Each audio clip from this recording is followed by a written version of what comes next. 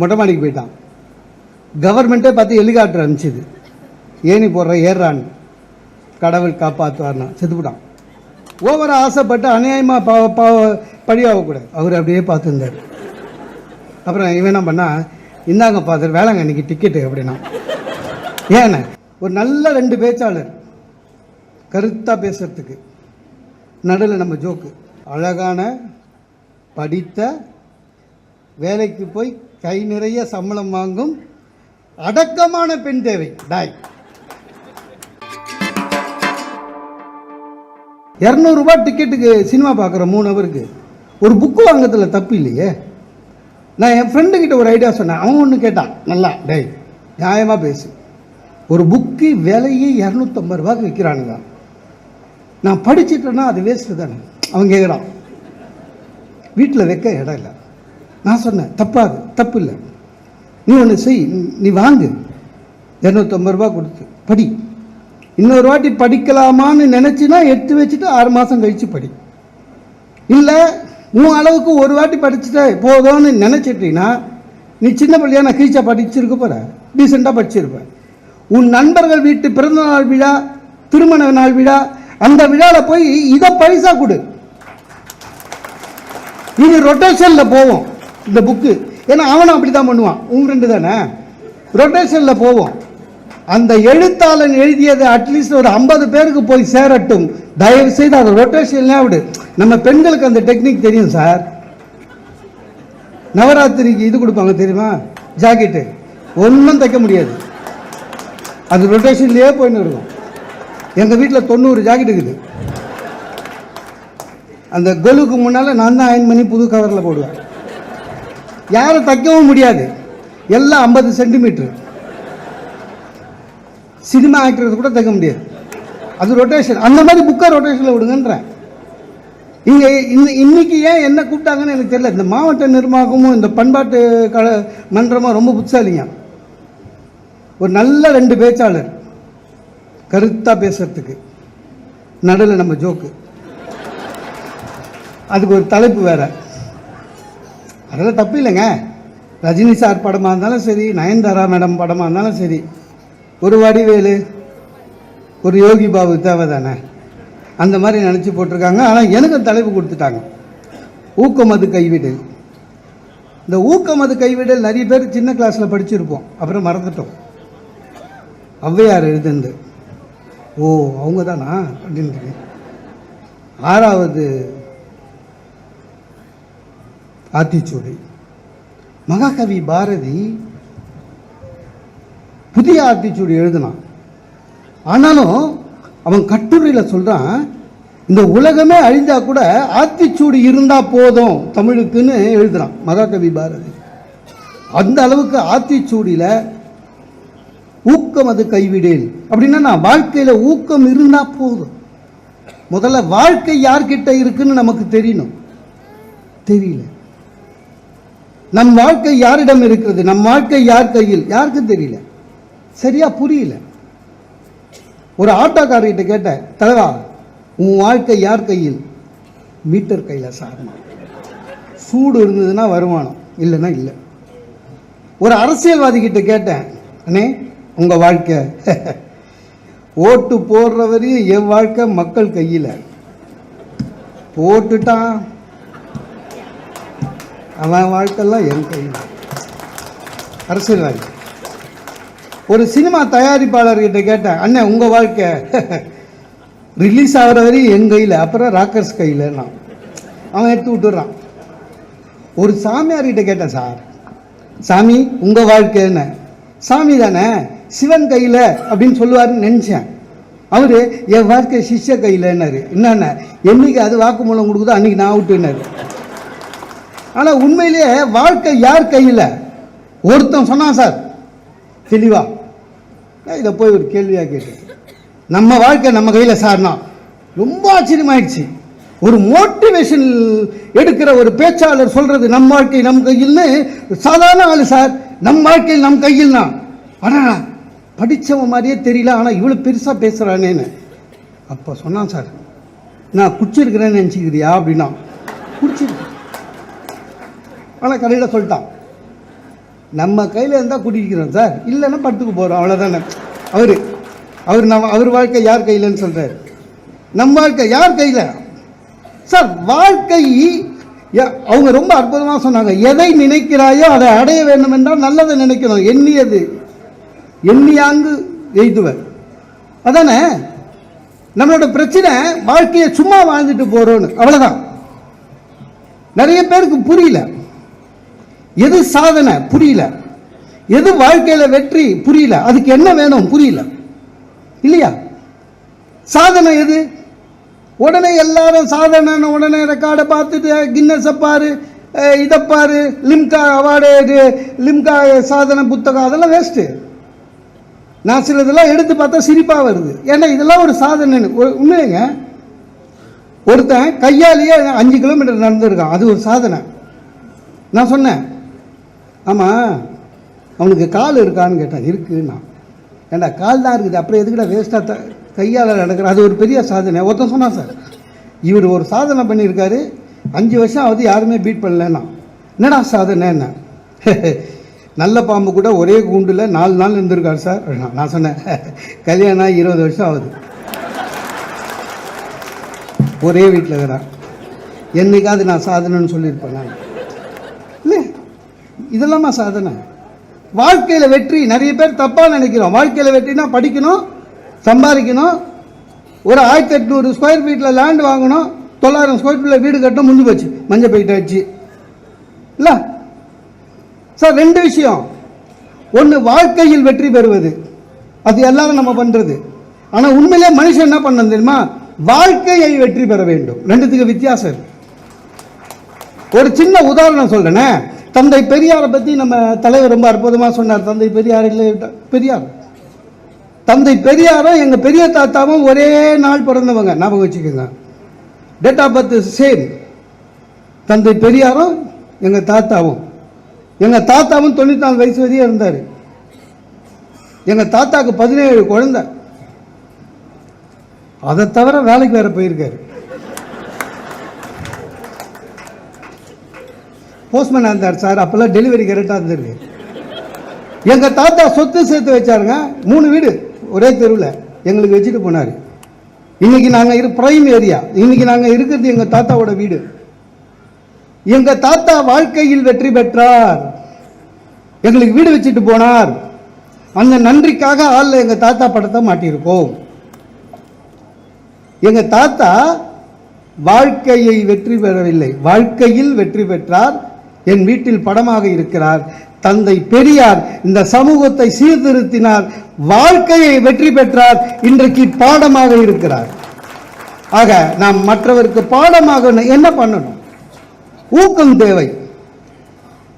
திருவள்ளுவர் ஊக்கமுடைமை பற்றி ஒரு அதிகாரம் எழுதி வச்சுட்டு போனாரு. அதுக்கு என்ன காரணம்? அவரோட ஊக்கம் தான். இல்லைன்னா யார் சார் எழுதுவா? நீங்க நம்ம நிறைய சொல்லியிருக்கோம். திருவள்ளுவர் வாசுகின்னு கூப்பிட்டோன்னா அந்த அம்மா கிணத்துல விட்டுட்டு வந்துடுச்சு. அதெல்லாம் நடந்துதான்னு தெரியாது, சொல்ல கேள்வி. ஏன்னா திருவள்ளுவர் யாரும் பார்த்ததில்லை. இப்போ நம்ம பார்க்குற திருவள்ளுவர் கவர்மெண்ட் போட்ட திருவள்ளுவர், அப்படிதானே? யாரும் பார்த்ததில்லை. வாசுகி அம்மா திருவள்ளுவரை திட்டிருக்க மாட்டாங்க? இருப்பாங்கன்னு நான் நினைக்கிறேன். ஏன்னாங்க அந்த காலத்தில் வெளிச்சம் கிடையாதுங்க, இருட்டு, நைட்டில் லைட்டு கிடையாது. பகலில் எழுதணும், ஓலையில் எழுதணும். இப்போ மாதிரி A4 பேப்பர் எடுத்து எழுத முடியாது. ஓலையில் எழுத்தாணியில் எழுதணும், டென்ஷன் ஜாப். அதுவும் இல்லாமல் எல்லா ஓலையிலுமே எழுதிட முடியாது, அண்ணனுக்கு தெரியும். அந்த ஓலையை பதப்படுத்தணும். ஓலையை ரெடி பண்ணுங்க. நீங்கள் ஒரு சின்ன தப்பாக இருந்தாலும் தூக்கி போட்டு திருப்பி எழுதணும். ஏன்னா ஓலை நீங்கள் பதப்படுத்தினா பள்ளம் விடும். இவ்வளவு செஞ்சிருக்காரு. அவருக்கு மாச ஊதியம் ஏதாவது உண்டா வள்ளுவருக்கு? இல்லை. கலைமாமணி பத்மஸ்ரீ விருது உண்டா? இல்லை. அவரை யாராவது பாராட்டினாங்களா? தெரியல. ஆனாலும் ஏன் எழுதினாரு? பிற்காலத்தில் வருகிற சமூகம் சரியாக இருக்க வேண்டும் என்று ஒரு ஊக்கத்தில் எழுதியவன் வள்ளுவன். அதனால தான் இன்னைக்கு 2000 வருஷம் கழிச்சு நிற்கிறார். ஊக்கம் அது கைவிடேன்னு சொன்னாங்க பாரு. ஏன்? விட்டா ஓடிடும். 7 வயசு பையனை எக்ஸிபிஷன் கூட்டி போனால் கையோட பிடிச்சிக்கணும் சார், இல்லைன்னா முடிஞ்சு போச்சு எக்ஸிபிஷன். அவனை பிடிச்சிக்க சொல்லக்கூடாது, நம்ம கையை, என் கையை பிடிச்சினே வானா போயிடுவான். அவன் கையை நம்ம கெட்டியமா பிடிச்சிக்கணும். ஊக்கம் அது கை விடேல்.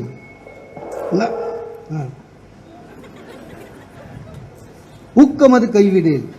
நிறைய பேருக்கு சில பேர் நினைக்கிறாங்க சார், வாழ்க்கை வந்து நல்லா அமையணும், நமக்கு அமையலையே, அமையாது, போர் அடிச்சிடும்.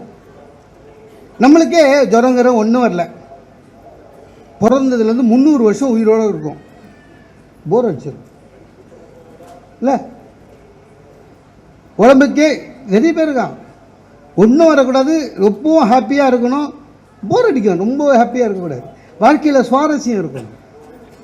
நிறைய பேருக்கு அது இல்லை, வாழ்க்கை அமையாதுங்க. யாருக்கும் ஒருத்தருக்கு 2 பேருக்கு அமையும், அவ்வளோதான் இல்லையா? நம்ம தான் அமைச்சுக்கணும். இப்போ எல்லாரும் என்ன நினைக்கிறாங்க, நம்மளுக்கு நல்ல ஒய்ஃபா, சில பேர் ரொம்ப எதிர்பார்ப்பான் தெரியுங்களா, அழகான படித்த வேலைக்கு போய் கை நிறைய சம்பளம் வாங்கும் அடக்கமான பெண் தேவை. டாய், அழகுன்னிட்ட கை நிறைய சம்பளம், அப்புறம் அடக்கமும் கேட்ட பிறா அந்த காம்போலியே அது வராது, அது வேற, எல்லாத்துக்கும் அழகப்படாது. நமக்கு வாழ்க்கை அப்படிதாங்க, வாழ்க்கை அமையாது, நம்மளே தான் அமைச்சிக்கணும். சார் கல்யாணம் பண்ணலான்னு 3000 ரூபாய் கட்டி ஜாதகம்லாம் எடுத்துன்னு வரும், 50 ஜாதகம், அதில் நம்ம நட்சத்திரம் போட்டு ஒரு 10 ஜாதகம், அதில் வந்து மூஞ்சி நல்லா இருக்குதான்னு பார்த்து சுமாராக இருக்கிற வந்ததுலேயே சுமாரான மூஞ்ச ஒரு 3, அதில் 1 நிச்சயதார்த்தம் ஃபிக்ஸ் பண்ண பிறகு நல்ல நல்ல ஜாதகமாக வரும் சார். எனக்கு வந்து சார் நிச்சயதார்த்தம் முடிஞ்சிச்சு, அந்த படுவாங்க அப்புறம் தான் அமிச்சாங்க, மாப்பிள்ளைக்கு கார் வாங்கி தரேன், சொந்த வீடு கொடுப்பேன், எல்லாம் போச்சு. எங்கள் அப்பா கூட கேட்டேன், ஒன்றும் பண்ண முடியாதுன்ட்டு. வாழ்க்கை நமக்கு அமையாது சார். கீர்த்தி சுரேஷ் மாதிரி கேட்போம், போய் சார்ல ரேஞ்சில் வரும். இல்லை லேடிஸாக அப்படி தான் அஜித் ஸ்டைலில் கேட்பாங்க, நம்மளை மாதிரி நாகேஷ் தான் மாட்டுவான், வேற ஒன்றும் பண்ண முடியாது இல்லை. ஆனால் மாற்றணும் சார். வாழ்க்கை தானாக அமையவில்லை என்றால் நாம் அமைத்து கொள்ள வேண்டும். அதனால தான் 6வது அறிவு கொடுத்தான். அதுக்கு தான் ஊக்கம் உடைமை தேவை சார். பாய் ஃப்ரெண்டு வீட்டுக்கு கல்யாணத்துக்கு போகிறோம் சார், சாப்பிட உட்காடுறோம், பிரியாணி போட்டுக்கினே வராங்க, நம்மளுக்கு போட்டதில் தொட்டு பார்க்குறோம், ஒரு பீஸ் கூட இல்லை. சில வாட்டி அந்த மாதிரி அமைஞ்சிடும். 4-5 பீஸோட பிரியாணி வந்தால் வாழ்க்கை நமக்கு அமைஞ்சிடுச்சின்னு அர்த்தம். பீஸே இல்லைன்னா அமையலன்னு அர்த்தம். அப்போ என்ன பண்ணணும், அமைச்சிக்கணும். சில பேர் அபாவா அந்த போட்டு போறவனையே உத்து பார்த்துன்னுப்பான், நீ வாழ்க்கையில் ஃபெயிலியர். சில பேர் சர்வரை கூப்பிட்டு திட்டுவான், கண் இல்லை கரியே இல்லை அப்படின்னா, அவ்வளோதான் அப்படின்ட்டு போயிடுவான். வாழ்க்கையை நம்மளே அமைச்சிக்கணும். ப்ரோ தலை இங்கே வா, அவனு ஏன் தலைன்றோம், நமக்கு தேவை பீஸுடா. அவன் யாராவது அவன் என்ன நமக்கு ப்ரோன்னு சும்மா கூப்பிடுறோம், அவன் என்ன நம்மளுக்கு ப்ரோவா, நமக்கு பீஸு. ப்ரோ என்ன ப்ரோ எல்லாரும் வச்சு நமக்கு ஒன்றும் இல்லை, 6 பீஸ் வச்சுட்டு போவான் சார். ஆக வாழ்க்கை அமையாது, நம்மளே அமைச்சிக்கணும். அப்படிதான் இருக்கணும் சார். எல்லாரும் நம்ம நினைச்ச மாதிரி நடக்கணும், நினைச்ச மாதிரி நடக்காது, நடக்க வைக்கணும். என் ஃப்ரெண்டு திடீர்னு கேட்டான், டேய் உனக்கு நீ நினைச்ச மாதிரி எப்போது நடந்துக்குது அப்படின்னா, நான் சொன்னேன் இல்லவே இல்லைன்னு. அப்பா அப்படின்னா, ஏன்னா நான் நினச்சது கூட எதுவுமே நடந்தது இல்லைன்னா. அவனுக்கு என்னன்னா எனக்கு எதாவது நடந்துருக்குதானுக்கு சார். காரல் மார்க்ஸ் ரொம்ப அற்புதமான ஒரு வரி சொல்றாரு சார், தோல்வி வெற்றியின் முதல் படி. ரைட்டு, தோல்வியின் முதல் படி எதுனா ஊக்கம் இல்லாமை தோல்வியின் முதல் படி. நீ ஊக்கம் உடைமையாக இருந்து விட்டால் உனக்கு வெற்றி நிச்சயம், அவ்வளவுதான் சார். ஊக்கம் அது கைவிடல். ரொம்ப ரொம்ப ரொம்ப ரொம்ப இந்த நாட்டு இந்த உலகத்தில் யார் பெரிய பெரிய வெற்றிகள் அடைந்தார்களோ ஒரு லிஸ்ட் எடுங்க சார். ஜெயிச்சவன் எல்லாம் ஊக்கம் இருக்கிறவன் மட்டும்தான் ஜெயிச்சிருப்பான். அதிர்ஷ்டத்தில் ஜெயிக்கிறவன் ஜெயிக்கிறது இல்லை. லாட்டரி சீட்டா வாங்கினாங்க எல்லாரும், மேரி கியூரிலாம். மேரி கியூரி 2 நோபல் பிரைஸ் வாங்கினாங்க, 2. அதில் என்ன விசேஷம், ஒரு நோபல் பிரைஸே எவ்வளோ கஷ்டம்னு உங்களுக்கு தெரியும் ஆராய்ச்சியில். அது என்ன விசேஷம், ரெண்டுத்துலேயும் ஒன்று ஃபிசிக்ஸு இன்னொன்று கெமிஸ்ட்ரி, ரெண்டும் இரு துருவம். ஆனால் ரெண்டுத்துலேயும் ஒரு அம்மாவால் வாங்க முடியுதுன்னு சொன்னால் அது அவங்களுடைய ஊக்க உணவை. உலகத்தில் வெற்றி பெற்றவர்கள், ஊக்கம் இருந்தவர்கள் மட்டும்தான் வெற்றி பெற முடிகிறது. நம்மளால் அதை முடியலை. அதுக்கு முக்கிய காரணம் என்ன தெரியுமா? நமக்கு there is no goal. எதை அடைய வேண்டும் என்ற எண்ணமே கிடையாது. நம்ம தாளாளர் ரொம்ப அற்புதமாக சொன்னார். எம்ஃபில் முடிச்சுட்டா போதும்னு நினச்சின்னு இருந்தவங்களை திட்டி திட்டி பிஹெச்டி ஆக்குனவர் அவர் இல்லை. எவ்வளோ பெரிய சேவை செஞ்சிருக்கார் சார் இந்த கல்விக்கு, ஒரு தனி மனிதனுக்கு. நமக்கே அப்படிதானே சார், ஒரு யூஜி முடிச்சா போதும்னு நினைக்கிறோம். இங்கே இருக்கிற பெரியவர்களை தயவு செய்து கேட்டுக்கொள்கிறேன், இது என்னுடைய பர்சனல். உங்கள் வீட்டில் இருக்கிற பெண் குழந்தைகளுக்கு நீங்கள் சொத்து வைக்க வேண்டாம். தயவு செய்து அவருக்கு நல்ல கல்வியை கொடுங்கள், போதும். அதுதான் நீங்கள் அவருக்கு கொடுக்குற சொத்து. ஏன்னா பொம்பளை பிள்ளைங்களை படிக்க வைக்கிறது இல்லை சார். இப்போ கூட சும்மா அதெல்லாம் பேசிட்டு இருக்கிறோம். +2 நிறுத்துகிறோம், கிராஜுவேஷனில் நிறுத்துகிறோம், போஸ்ட் கிராஜுவேஷன் அனுப்புறதில்ல. ஏன்னா போஸ்ட் கிராஜுவேஷன் அனுப்பிச்சா அதுக்கு மேலே மாப்பிள்ளை பார்க்கணும். வேணாம் படிக்கட்டும், பொம்பளை குழந்தைங்க படிக்கட்டும். நீங்கள் கொடுக்குற சொத்து அவ்வளோதான், அதுதான்.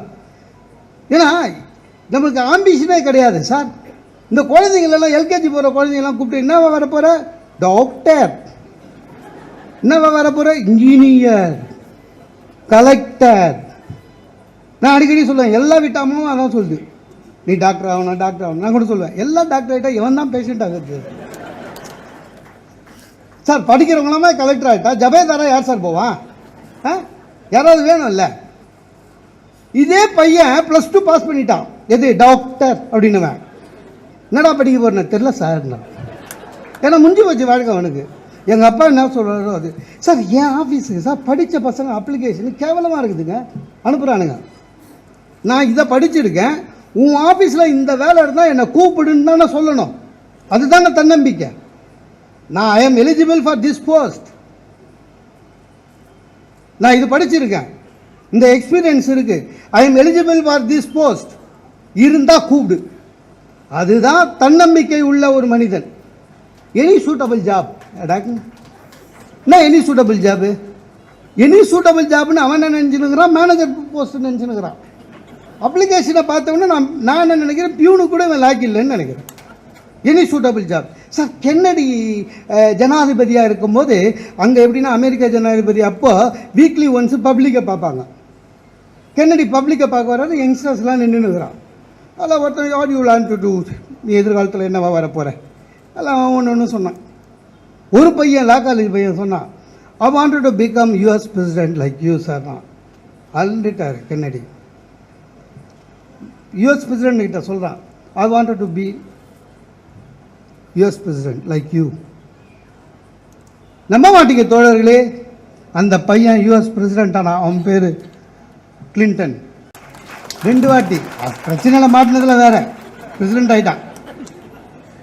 எண்ணியது அந்த ஊக்கம். சார் சேஃப்டி பின்னுக்கு தமிழ் என்ன? ஊக்கு. ஏன்? கிழிஞ்சதை தைக்கும். ஊக்கம் இருந்தால் எதுவும் கிழியாது, கிழிந்தாலும் ஊக்கமுடைமை அது தைத்து கொடுக்கும், அவ்வளோதான். சுவாமி விவேகானந்தரை பற்றி நம்ம எல்லாமே பெருமையாக சொன்னோம். என்ன சொன்னோம்? Dear American sisters and brothers, ஓ சிகாகோ, ஓ அதனால் இந்த ஓ எல்லாம் கரெக்டு. ஆனால் அவர் பெரிய தப்பு பண்ணார். அந்த அந்த அந்த அந்த நிகழ்ச்சியை செப்டம்பர் மாதம் இவர் ஜூயே போயிட்டார். நல்ல குளிர், ட்ரெஸ்ஸு கிடையாது, அந்த குளிரை தாங்குகிற ட்ரெஸ்ஸு கிடையாது. விவேகானந்தர் எழுதுகிறார், ஒரு 100 முறை யோசித்திருப்பேன் இந்தியாவுக்கு திரும்பி விடலாமா என்று. என்னால் இங்கே பசி தாங்க முடியவில்லை, குளிருக்கான உடை என்னிடம் இல்லை. 100 முறை யோசித்திருப்பேன் இந்தியாவுக்கு திரும்பி விடலாம் என்று. ஆனால் இந்தியாவின் இந்து மதத்தை பரப்புவதற்கு இதை தவிர வேறு சரியான இடம் இல்லை. இந்தியா ஒரு ஆன்மீக பூமி என்பதை நிரூபிக்க வேண்டிய கடமை எனக்கு இருந்ததனால் இந்த வருத்தத்தை எல்லாம் தாங்கிக் கொள்ளுகிறேன்னு எழுதினார் பாருங்க. அதுதான் சுவாமி விவேகானந்தருடைய வெற்றி. அதனால தான் அவரால் தாக்கு பிடிக்க முடிஞ்சது. ஊக்கம் இருக்கணும் சார். ஆனால் சரி, நிறைய பேருக்கு என்ன தெரியுமா இருக்கும், லைட்டாக இருக்கும், அதை கேட்டு தெரிஞ்சுப்பான். இந்த அட்வைஸ் கேட்குறவங்களாம் பார்த்தா அவனெல்லாம் அரை போல இருக்கும். சார் நான் என்ன படிக்கலான்னு நீங்கள் நினைக்கிறீங்க, அவர் என்னடா நினைப்பாரு, நான் என்னவா ஆகணும்னு நீங்கள் நினைக்கிறீங்கன்றான். அவன் சொன்னான் ஆயிடுவியா? அட்வைஸ் கேட்கறதுல ஒரு அர்த்தம் இருக்க வேணாவா sir? Sir Thomas Alva Edison பெரிய விஞ்ஞானி, நூற்றுக்கணக்கான முச்சுருவனே நூற்றுக்கணக்கான கண்டுபிடிப்பை கண்டுபிடிச்சவர். அவர்கிட்ட ஒருத்தன் போய் கேட்குறான், அவர் ஒரு பெரிய விஞ்ஞானி நம்பி போய் கேட்டான், சார் நான் ஒரு புதுசாக ஒன்று ஆரம்பிச்சிருக்கேன், ஒன்று கண்டுபிடிச்சிருக்கான்னு. உடனே அவர் ஏற்கனவே நிறைய கண்டுபிடிச்சி கிங் இல்லை. என்னது அப்படின்னாரு. ஒரு ரோட்டில் ஓடுற மாதிரி ஒரு வாகனம், இன்ஜின் வச்சு ஓடும், பேட்ரி பவர். எப்படி? இன்ஜின் நடுவில் இருக்கும் சார். உடனே எடிசன் சொன்னாராம், முட்டாள், ஒன்று இன்ஜின் முன்னாலேருந்து இழுக்கணும், இல்லை என்ஜின் பின்னாலேருந்து தள்ளணும், நடுவில் இருந்தால் ஓடாது, உன் கண்டுபிடிப்பு வேஸ்ட்டு. சொன்னது யார்? எடிசன். ஆனால் போனவன் சொன்னான், ஹே போவா, என்னுடைய ஊக்கம் எனக்கு தெரியும், நான் கண்டுபிடிச்சது இந்த ரோட்டில் ஓடும். நம்ப மாட்டீர்கள் நண்பர்களே, அந்த ஆள் பேர் தான் ஃபோர்டு. கார் கண்டுபிடிச்ச மனுஷன், அவன் கண்டுபிடிச்சவன தான் இன்றைக்கி ரோடு மேலே காரு. ஆனால் வேணான்னு சொன்னது யார்? எடிசன். எடிசனே சொன்னாலும் சரி, ஊக்கம் இருந்தால் நீ ஒரு விஞ்ஞானி கண்டுபிடிப்பாளர் வாழ்க்கையில் வெற்றி பெறலாம். நிறைய பேர் பசங்களே சார் வீட்டில் கல்யாணம் பேசுகிறாங்க, அப்பா பையன்கிட்ட சொல்கிறாரு, என்னை பார்த்த பிறகு மாடா கல்யாண ஆசை உனக்கு வந்ததுன்னு.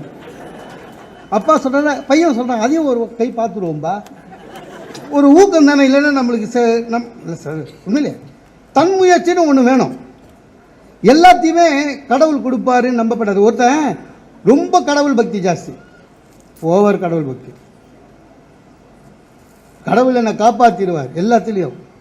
ஊரில் வெள்ளம் வந்தது, பஞ்சாயத்தில் சொன்னாங்க, டே ஓடிடு அப்படின்னு. ஜீப் அமிச்சாங்க பஞ்சாயத்தில், வீட்டு வாசலில் ஜீப் நிற்குது, வாடா தண்ணி வரப்போகுதுன்னு. கடவுள் என்னை காப்பாற்றுவார்னா ஜீப்பு போயிடுச்சு, தண்ணி வந்துடுச்சு, முட்டி வரையும் வந்தது. பஞ்சாயத்து ஒரு படகு அமிச்சுது, வாடா கடவுள் காப்பாற்றுவார், நிறைய வந்துச்சு. மொட்டை மாடிக்கு போயிட்டான்.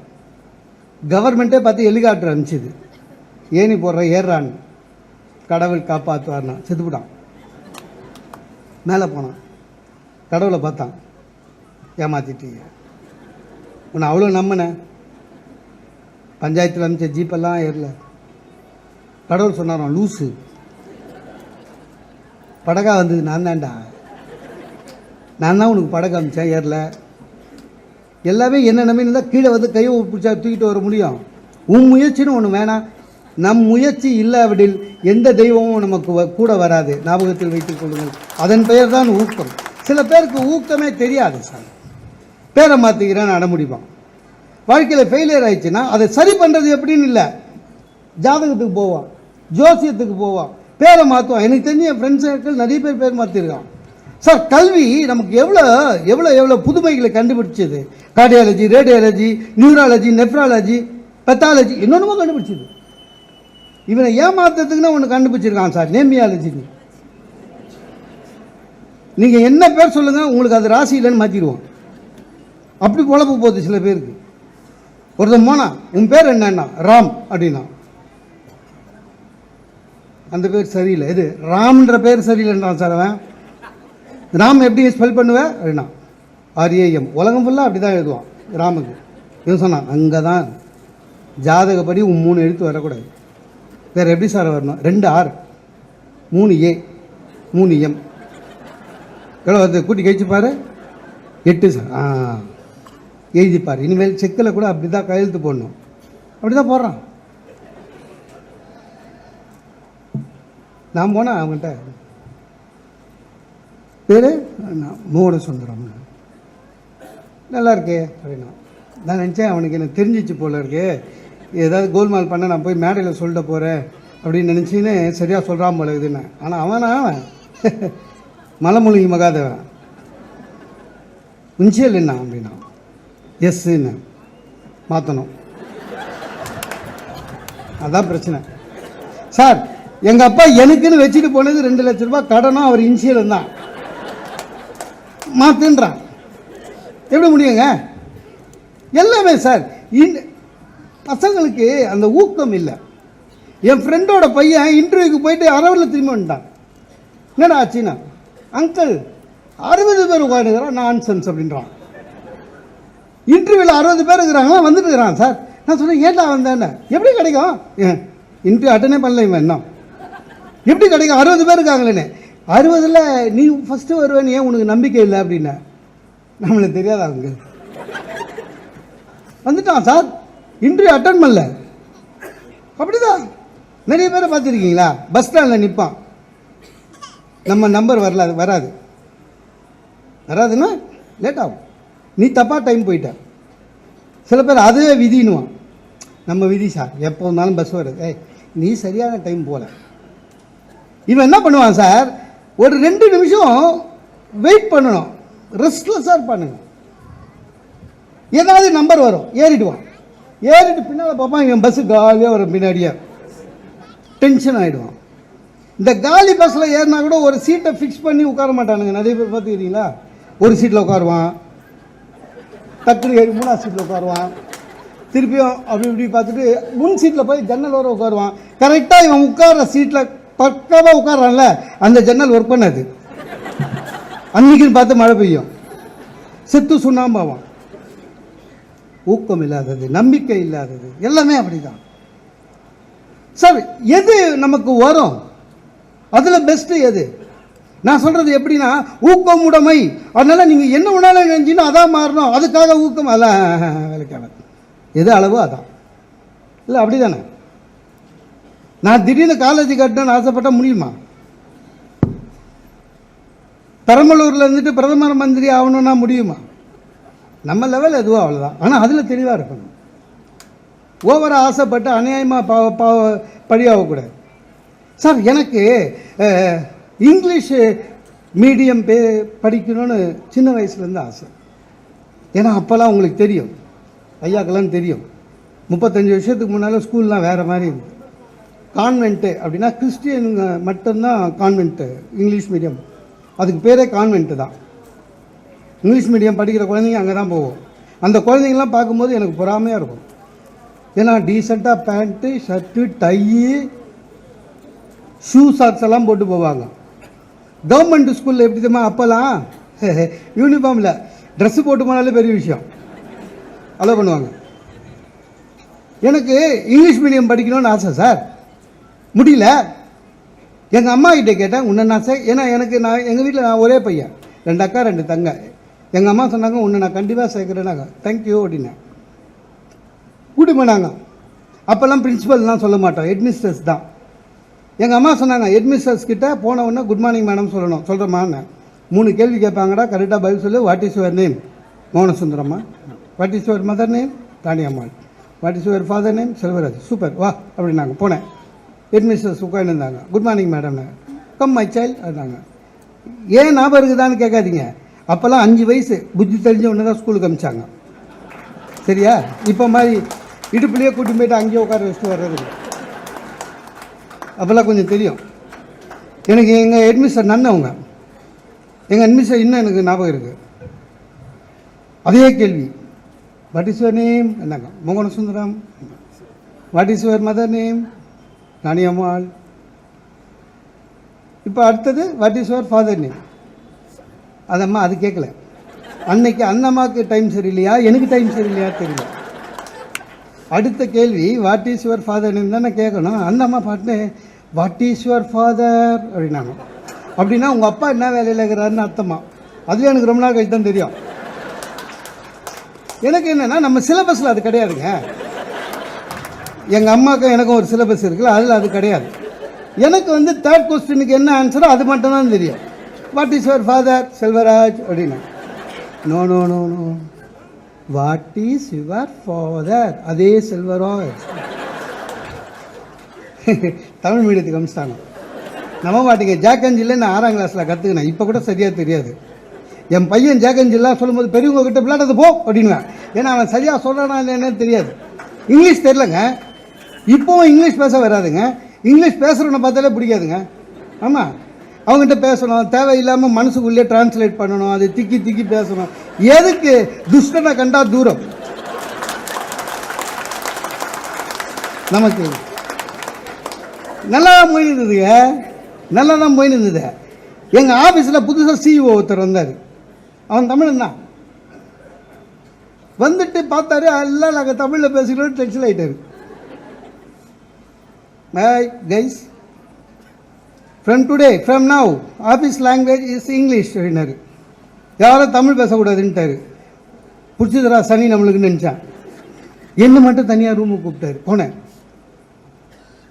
தமிழில் தான் கேட்டார். நீங்கள் ஏதோ வெளியில் பட்டிமன்றலாம். எஸ் சார், அதெல்லாம் வெளியில், உள்ள இங்கிலீஷ். Sure sir. வெளில வந்து அந்த நாள்கிட்ட பேச்சை நிறுத்திட்டான். எதுக்கு சார்? பரவாயில்ல சார். என்னாச்சு? அவர்கிட்ட பேசுறதே இல்லை. எதுக்கு தேவையில்லாமல் சிஇஓ கிட்ட பேசி நீ இங்கிலீஷில் கஷ்டப்பட்டு டிரான்ஸ்லேட்னு. என்னாச்சுக்க, ஒரு நாள் சென்னையில் நான் என் வேலைக்கு ஆக்டிவா ஸ்கூட்டரில் தான் போவேன். போயினே இருந்தேன். முன்னால் போகிற இந்த குட்டி ஆனன்னு சொல்லுவாங்களே ஒரு வேனை, அந்த வேனில் ஏற்றிட்டேன். பின்னால் மட்காடு நசுங்கிடுச்சு. ரிப்பேர் பண்ணிட்டு தான் போக முடியும். லீவு போடணும். லீவு போடுறதா இருந்தால் சிஇஓ கிட்ட தான் சொல்லணும். மணி 7:30 காலையில். அடிச்சா அவருக்கு phone. Yes, good morning sir. Yes mister mouth சுத்ராப். என்ன sir? I hit little elephant sir. முடிஞ்சிச்சு. அவருக்கு பிபி சுட்ட போயிடுச்சு. What nonsense you are talking? Are you riding in the forest? ஓ சொல்கிறேன் சார். அது என்ன மேக்கிங் சொல்ல முடியும் சார்? எல்லாரும் சொல்கிறான் குட்டி ஆனன்னு. அதை இங்கிலீஷில் டிரான்ஸ்லேட் பண்ணி லிட்டில் எலிஃபெண்ட்டுன்னு. அவனுக்கு புரியல. அது இப்போ நசுங்கிடுச்சின்னு சொன்னாங்க. நசுங்கிடுச்சிக்கு இங்கிலீஷில் தெரிஞ்சால் சொல்லிட மாட்டோமா?